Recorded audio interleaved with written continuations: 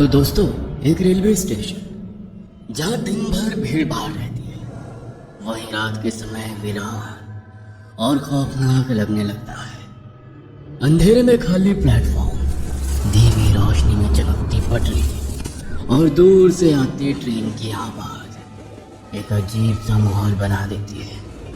ये कहानी Begampur railway station की है। यह स्टेशन दिन में आम रेलवे स्टेशनों की तरह ही व्यस्त रहता है। हर घंटे ट्रेनें आती जाती रहती हैं, यात्री प्लेटफॉर्म पर दौड़ते रहते हैं और अनाउंसमेंट की आवाज़ चारों ओर गूंजती रहती है। लेकिन जैसे ही सूरज ढलता है और रात का अंधेरा घेरता है, ये स्टेशन किसी और ही दुनिया का हिस्सा लगने लगता है। रात में यहाँ कोई भी ट्रेन रुकती नहीं। सभी ट्रेनें तेजी से इस स्टेशन को पार कर जाती हैं, मानो कुछ ऐसा हो जिसे छूने से वे भी डरती हो। प्लेटफॉर्म नंबर 3 की ओर तो कोई देखता भी नहीं, क्योंकि यहाँ के लोग कहते हैं कि वहाँ कोई और भी मौजूद है, कोई ऐसा जो अब भी अपनी आखिरी ट्रेन पकड़ने की कोशिश कर रहा है। करीब 5 साल पहले इसी स्टेशन पर एक दर्दनाक हादसा हुआ था। इस घटना के बाद से ही कुछ अजीब चीजें होने लगी। ये कहानी एक ऐसे रेलवे स्टेशन की है जहां देर रात रुकने की हिम्मत कोई नहीं करता। अब आप इस कहानी को एक अफवाह मान सकते हैं या सिर्फ एक पुरानी दंत कथा, लेकिन ये कहानी उन घटनाओं पर आधारित है जो एक रेलवे कर्मचारी अजय ने खुद अनुभव की थी। अगर आप इस स्टेशन के प्लेटफॉर्म नंबर 3 पर रात के समय अकेले खड़े हों, तो शायद आप भी वही महसूस करें जो अजय ने किया था। अजय एक रेलवे कर्मचारी जिसने पिछले 12 सालों से भारतीय रेलवे में काम किया था। कुछ महीने पहले ही उसकी ट्रांसफ़र बेगमपुर रेलवे स्टेशन पर हुई थी। उसे रेलवे ट्रैफिक कंट्रोलर के रूप में तैनात किया गया था और उसकी ड्यूटी थी कि वो रात की आखिरी ट्रेन के गुजरने के बाद स्टेशन ऑफिस को बंद करे। वो अपने काम में इतना माहिर हो चुका था कि अब उसे रात में अकेले रहने की आदत पड़ गई थी। लेकिन कुछ चीज़ें ऐसी थी जो उसे अब भी असहज कर देती थी। स्टेशन शहर से थोड़ा दूर था, इसलिए रात 11 बजे के बाद यहाँ बहुत कम ही लोग दिखाई देते थे। लेकिन कुछ कर्मचारियों और लोगों में ये चर्चा थी कि आधी रात के बाद प्लेटफॉर्म नंबर 3 पर अजीब चीज़ें होती हैं। कुछ कहते थे कि वहाँ किसी की परछाई दिखती है, तो कुछ को ऐसा लगता था कि वहां से किसी के चलने की आवाजें आती हैं। एक दिन अजय ने अपने एक साथी रमेश से पूछा, ये प्लेटफॉर्म नंबर 3 वाली बातें सच है या लोग बस मजे ले रहे हैं? रमेश ने हल्की हंसी के साथ जवाब दिया, भाई मैंने खुद कुछ नहीं देखा, लेकिन बहुत से लोगों ने अजीब चीजें महसूस की है।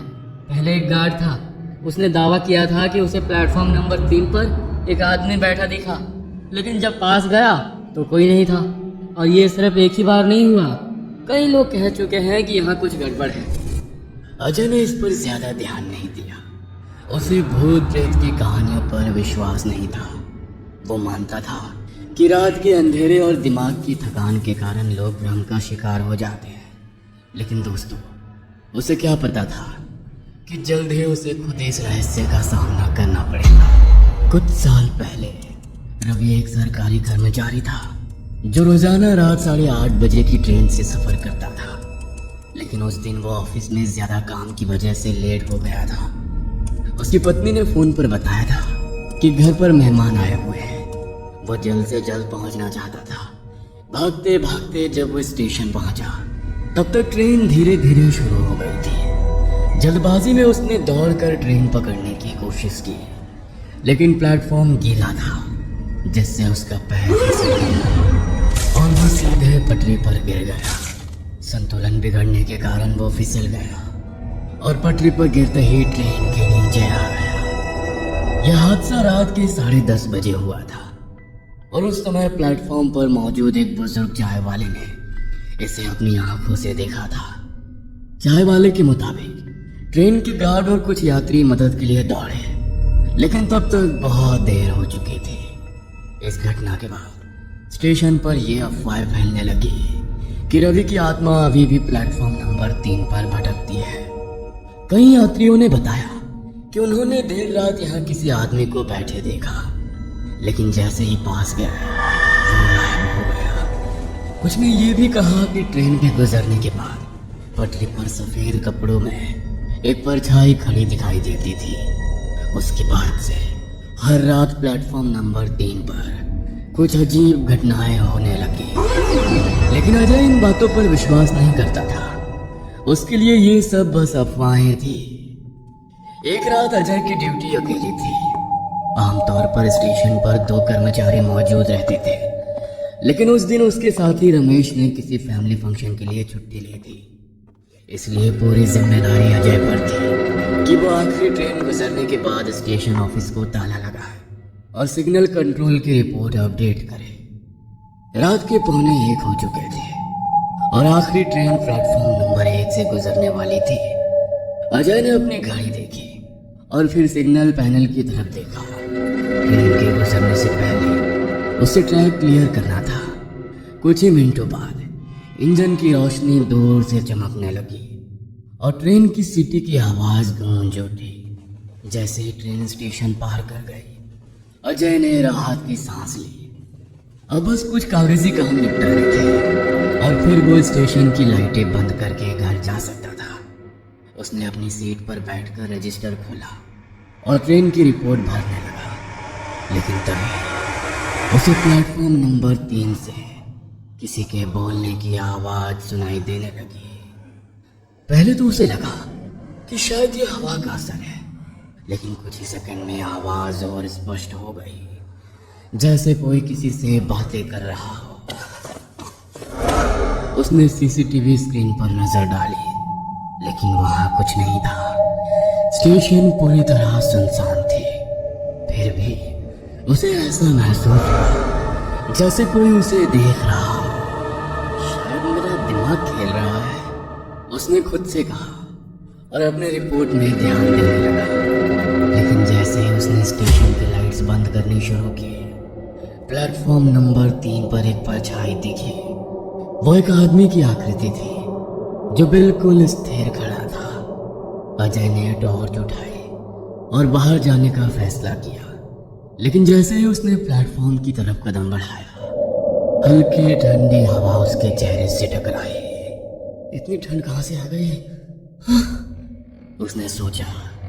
जैसे ही वो प्लेटफॉर्म पर पहुंचा, वहां कोई नहीं था, लेकिन उसे ऐसा लगा जैसे अभी अभी कोई वहां खड़ा था कि तभी अचानक उसे पीछे से किसी के चलने की आवाज आई। उसने पलट कर देखा, लेकिन वहां कुछ भी नहीं था। अब उसका दिल जोर जोर से धड़कने लगा था। इस पल को उसने अपनी चारों तरफ नजर दौड़ाई, लेकिन स्टेशन पूरी तरह खाली था। ये सब मेरे दिमाग का भ्रम है। हाँ, अजय ने खुद को समझाने की कोशिश की, लेकिन अंदर ही अंदर वो अब डर महसूस करने लगा था। वो तेजी से वापस स्टेशन मास्टर की केबिन की ओर भागा और दरवाजा बंद कर लिया। अंदर आते ही उसने घड़ी देखी। रात के ठीक 1 बज चुके थे। उसने कुछ देर तक गहरी सांस ली और अपने काम में वापस जुटने की कोशिश की, लेकिन उसे यह एहसास होने लगा था कि जो भी हो रहा था वो सिर्फ उसका भ्रम नहीं था। कुछ तो था जो स्टेशन पर मौजूद था। इस रात की घटना के बाद अजय काफी परेशान रहने लगा। उसे यकीन हो गया था कि जो कुछ भी उसने देखा और महसूस किया वो सिर्फ उसकी कल्पना नहीं थी। उस रात के बाद से वो ठीक से सो नहीं पाया। जब भी वो आंखें बंद करता, उसे प्लेटफॉर्म नंबर 3 पर खड़ा वो साया याद आता। अगली शाम ड्यूटी के दौरान अजय ने अपने साथी रमेश से इस घटना का जिक्र किया। रमेश, कल रात कुछ अजीब हुआ था। प्लेटफॉर्म नंबर 3 पर कोई खड़ा था, लेकिन जब मैं पास गया तो वो गायब हो गया। मैंने किसी की आवाज भी सुनी।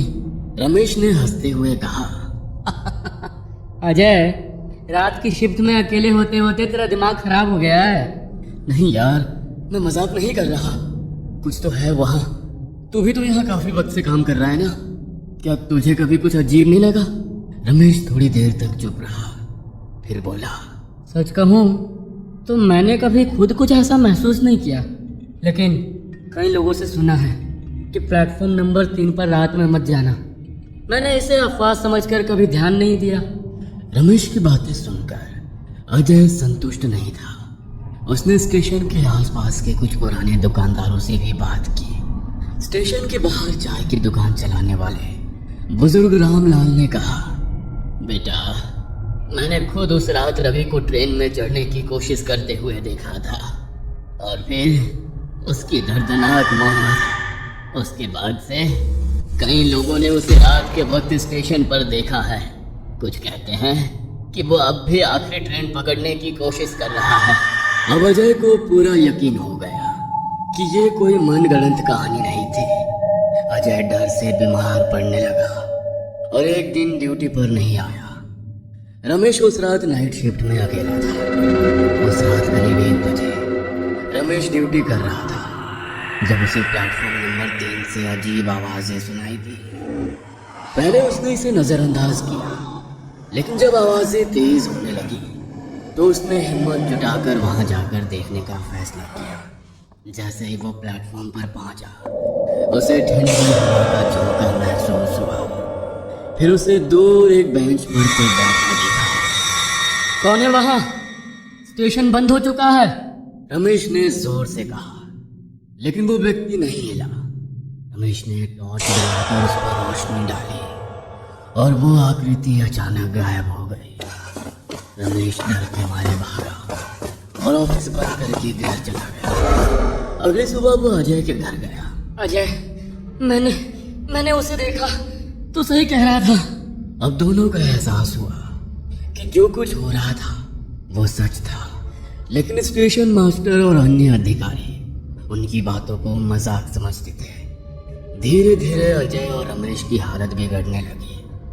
हर रात ड्यूटी पर जाना मुश्किल हो रहा था। उन्हें लगातार ऐसा लगता था कि कोई उनकी हर हरकत देख रहा है। कभी कभी तो टेलीफोन अपने आप बज उठता, लेकिन जब वे रिसीवर उठाते तो दूसरी तरफ से भारी सांसों की आवाज सुनाई देती। उनका मानसिक तनाव इतना बढ़ गया कि उन्होंने स्टेशन मास्टर से नाइट शिफ्ट बदलने की गुजारिश की, लेकिन किसी ने उनकी बात को गंभीरता से नहीं लिया। अजय अब पूरी तरह परेशान हो चुका था। उसे समझ नहीं आ रहा था कि आखिर ये आत्मा उसे और रमेश को ही क्यों परेशान कर रही थी। अब सवाल था, क्या वे इस डर को सहकर यहाँ काम करते रहेंगे या फिर किसी तरह इससे छुटकारा पा सके। उसने तय किया कि अब वो इसका हल निकालेगा। अगले ही दिन अजय ने कुछ स्थानीय लोगों और अपने पुराने सहकर्मियों से बात की। लोगों ने उसे समझाया कि जब आत्माएं किसी जगह पर बंधी होती है तो वे कभी कभी वहां रहने वाले लोगों से संपर्क करने की कोशिश करती है, लेकिन अजय को यकीन नहीं हुआ। आखिरकार उसने परवेज अंसारी नाम के एक पैरानॉर्मल इन्वेस्टिगेटर से संपर्क किया।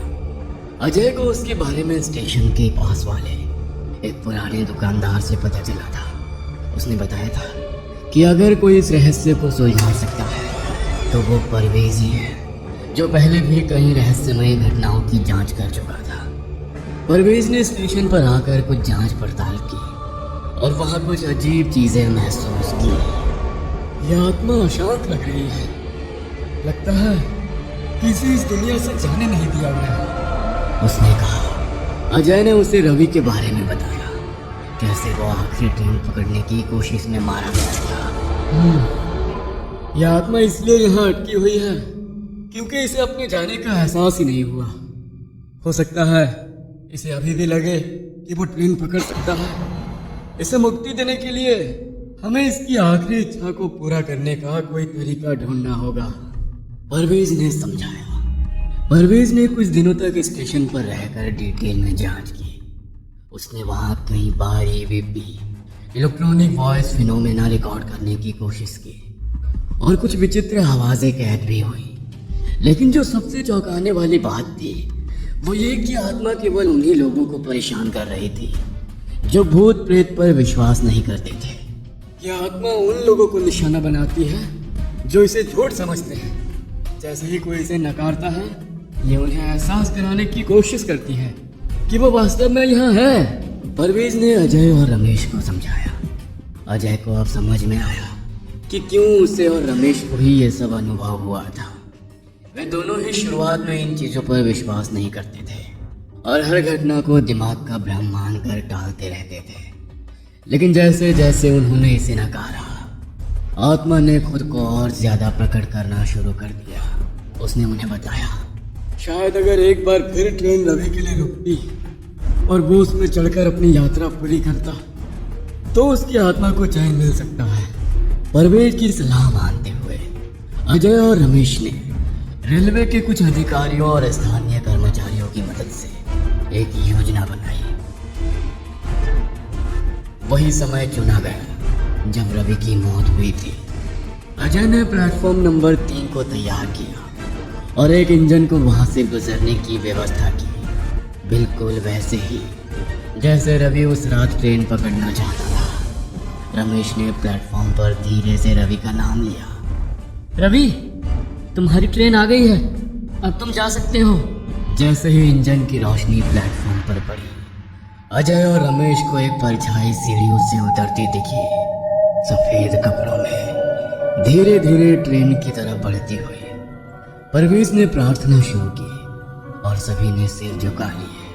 परछाई ने ट्रेन के पास पहुंचकर एक पल के लिए रुककर पीछे देखा, जैसे किसी को धन्यवाद कह रही हो, और फिर वो ट्रेन के भीतर समा गई। ट्रेन की सीटी बजी और वो आगे बढ़ गई। उसके बाद से प्लेटफॉर्म नंबर 3 पर ना कोई परछाई दिखी, ना कोई आवाज, ना कोई ठंडी हवा। स्टेशन का माहौल बदल गया था।